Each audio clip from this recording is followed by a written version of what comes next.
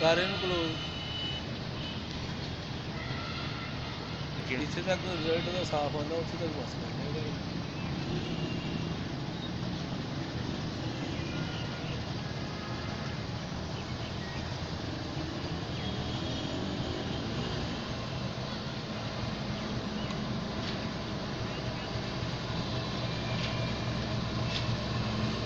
ਮਾਰ ਲਾ ਬ੍ਰੇਕ ਹੁਣ।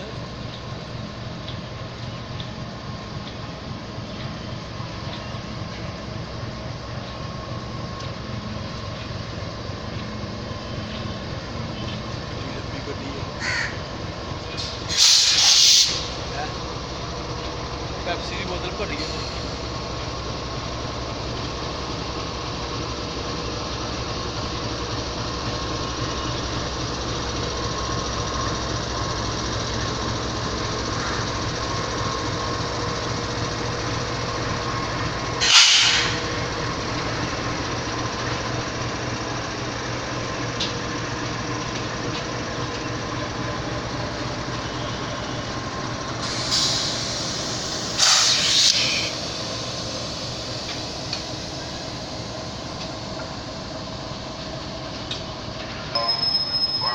ਖਿੱਚੀ